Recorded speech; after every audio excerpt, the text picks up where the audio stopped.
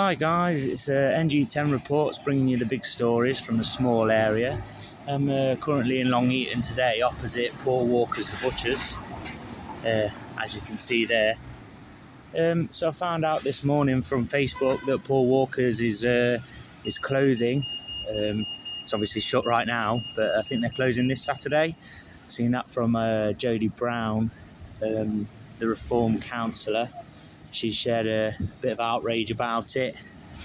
Apparently this store is closing, not because they weren't busy, not because people of Long Eaton didn't use them or support them, but unfortunately because the landlord is having it changed into a HMO, house of multiple occupancy, and they're pulling the rug out from underneath Paul Walker's Butchers. So I'm not sure if they're relocating, if this is the last straw for them, this is that them, done for good. What I have been seeing, quite ironically, is MP Adam Thompson for Labour. He has just put out a video on Facebook promoting the fund that is available for error wash to have signs replaced. Obviously, it looks like Paul Walker's could have benefited from that grant very much. Their sign is looking a bit tired, but now, thanks to his government allowing these properties to be taken over and turned into HMOs, they will never get the opportunity to use that grant. So what good did it do them? I believe not very much at all. However, this is the destruction of our high street.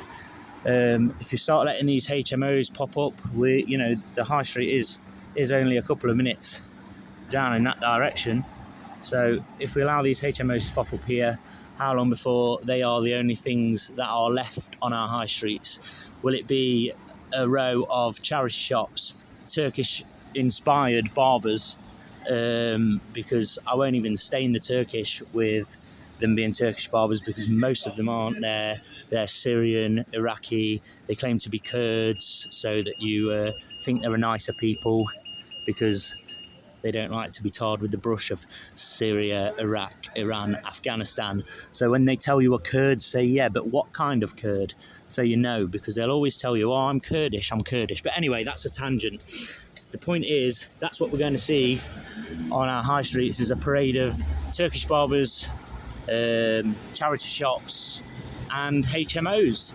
There's not going to be any draw for the native to come and spend time in their local area.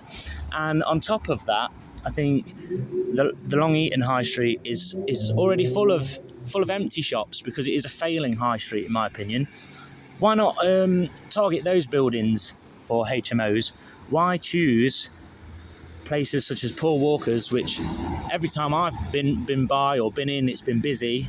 I must say I am guilty of being a supermarket shopper myself, because times are hard. I can't always afford to shop at butchers, but Easter and Christmas I always make my orders at local butchers, and I have a superior dining experience for it.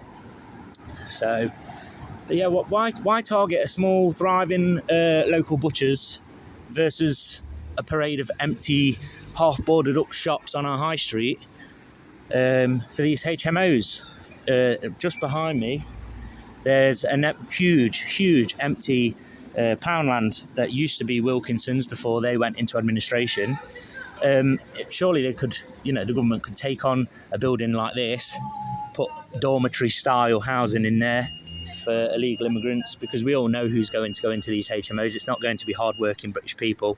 It's going to be people from the Best Western and the like, flooding into our towns through this Operation Scatter, I believe Labour's calling it. So, yeah, it's not going to be a HMO for local residents to ease the housing crisis and bring down rent for local people. It's going to be probably 6 bedrooms, because that's the most they can do without planning permission, and it's going to be rented to capacity with housing illegal or irregular migrants, asylum seekers, whatever you want to call them, refugees. That's who will end up living in this flat, mark my words. But so yeah, unfortunately, the butchers is gone or going, and the high street, in my opinion, is worse off for it. Hopefully, I haven't spoken to them, but hopefully, Paul Walkers can come back either to the high street or to a nearby unit and continue to trade. But I'm not sure how likely that is. If can shops compete with these huge landlords, Serco and the like, that'll be putting pressure on these shop landlords when your lease is up? Why risk renting out to a shop that might fail? We'll guarantee you rent for 7 years or whatever the contracts are. It's not just your homes are coming after, it's your shops, it's your high streets, it's your towns, it's changing the face of your community. So Adam Thompson, sorry, sirens there. Adam Thompson, yes, you've got a great thing going on saying that shops can level up the way they look out front by accessing this grant that's available. But when shops are being turfed out of places where this shop has been here well over 20 years, as long as I can remember. I remember coming here and getting, bones for the dogs with a kid when we came with my grandma to go to the market, which has been moved and destroyed and not upheld to the same standard it once was through, lack of council funding and taking away free parking. But anyway, another tangent. Yeah, why choose this building and others like it? I don't know, but this is where we're at. So as I was saying before, why can't we get a big warehouse or even stores on the edge like Poundland, convert them into dormitory style with signing in, signing out. They know who's arriving when, they know who's going where. That take the pressure off of the housing crisis. It take pressure off of the hotels. It take pressure off of the communities by allowing them to have these small hubs. I would say Paul Walker's is a hub of the community. When you go into the butchers, you don't just go in, get your meat and walk out. You go in, you have a conversation, you have a smile, and you build a community. The same places, people going in the same time week after week. They queue up together, they chat together, they complain about the weather together. And as we chip away at this, at that style of community, it won't ever be replaced. It won't ever be replaced. Look at the way things are. Just look at pub culture. In my lifetime, since the smoking ban, whether you agree with the smoking ban or not, personally, I believe it's a private business. If they want to allow smoking, go ahead, allow smoking. And if you don't want to use that business, if they lose your custom because of that, then that's on them. But instead, Big Brother government decided they knew what was best for everyone and the economy, and once again they messed it up.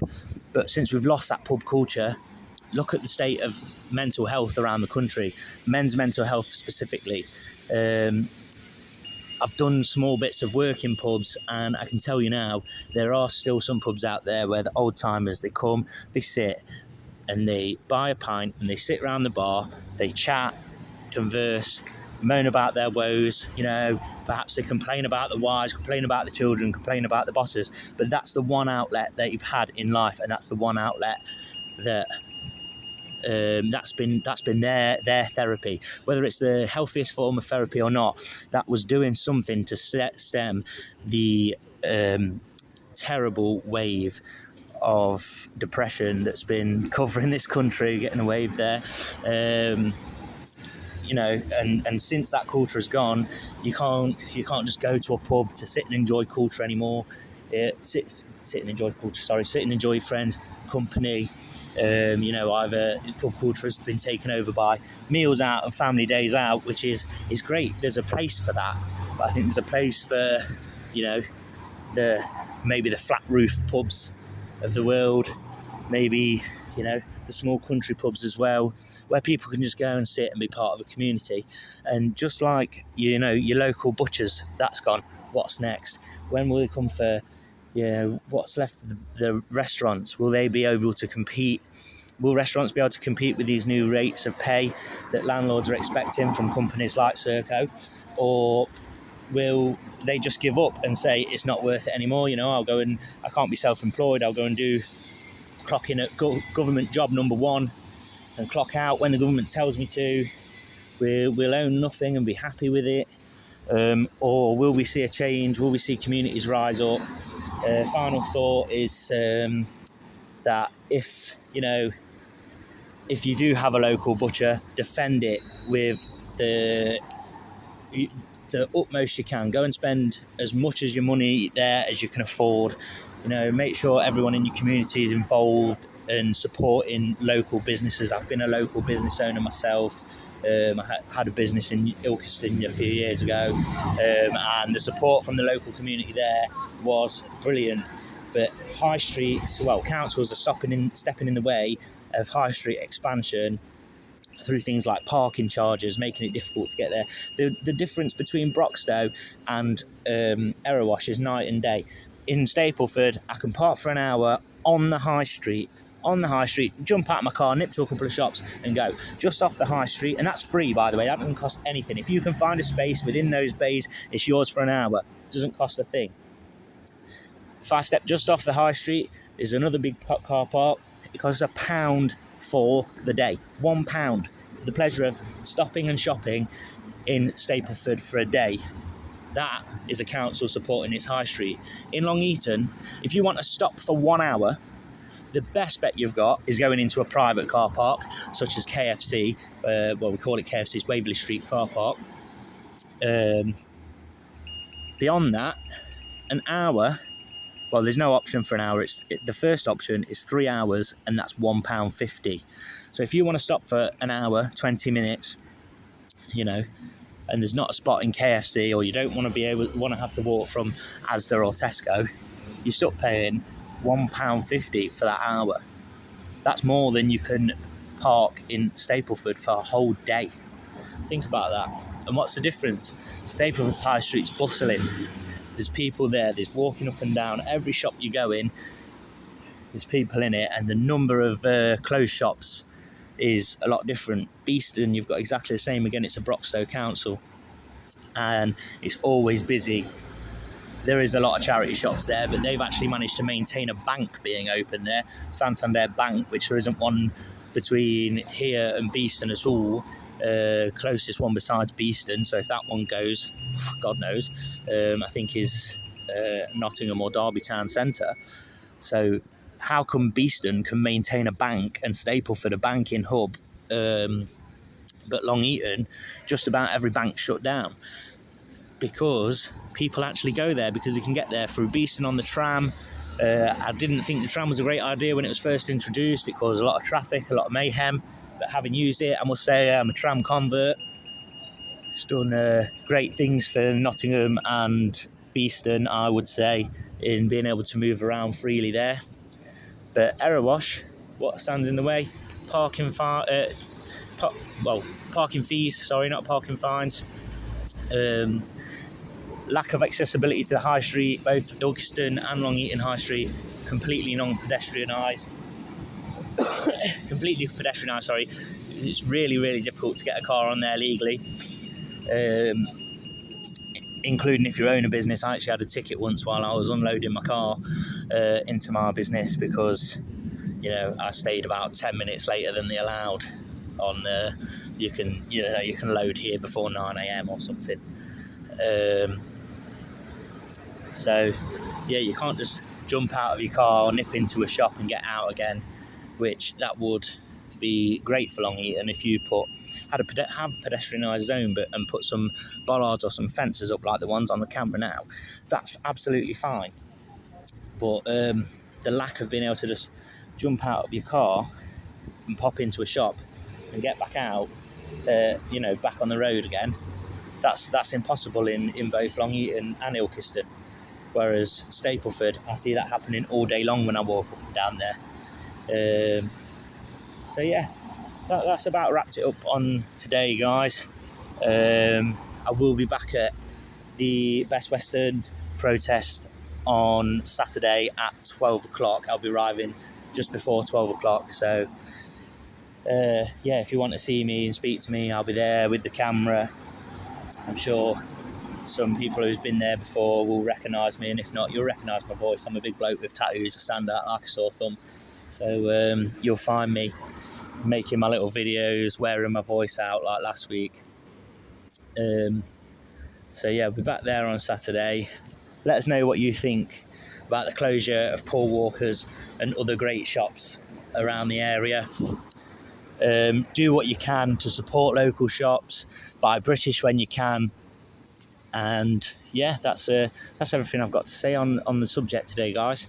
If you could leave us a comment, let us know what you think, subscribe, like the video, share the video, and most importantly, get on at Erewash Borough Council. Why is these things being allowed for active shops being targeted for these HMOs when there's plenty of empty units up and down this high street that could be used, and they just aren't being? So see you later, guys. Thanks for watching. If you stuck with it around this far, definitely give us a subscribe. Bye bye.